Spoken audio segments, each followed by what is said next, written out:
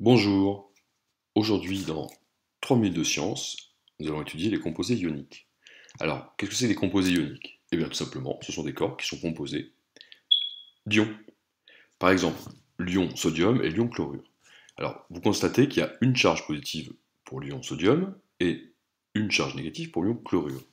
Quand ils vont s'assembler, le corps qui va être formé va être électriquement neutre.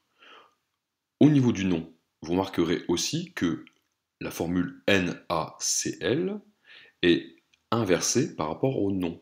On dit le chlorure de sodium. Prenons un peu plus compliqué. L'ion fer2 et l'ion chlorure, l'ion sodium et l'ion sulfure.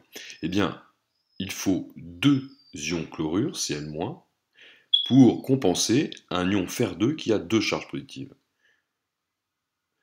À droite, vous remarquerez que l'ion sulfure, qui porte deux charges négatives, va être compensé par deux ions sodium, Na+, pour que ça soit tout simplement neutre dans les deux cas. Si maintenant on fusionne, on va obtenir à gauche du chlorure de fer2 et à droite du sulfure de sodium.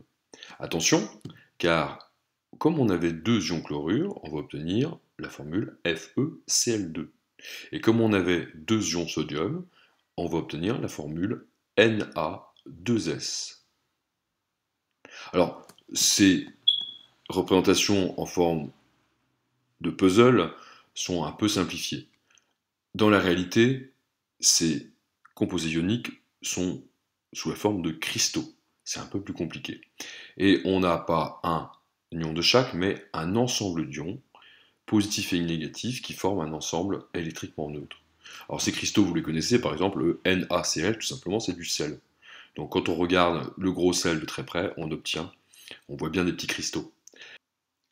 Mais ces cristaux, en fait, ils sont très fragiles, et il suffit de pas grand-chose, par exemple de l'eau, pour les séparer.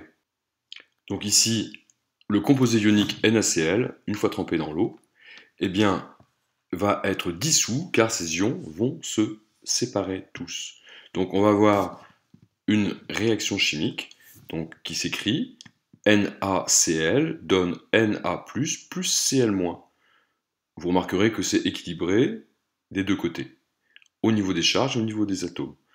Au niveau des charges, parce que à gauche de la flèche, c'est neutre, et à droite, un plus, un moins, c'est aussi neutre. Cette réaction est réversible parce que si vous enlevez l'eau, eh bien, les ions, les composés ioniques vont se reformer et les ions vont se rapprocher.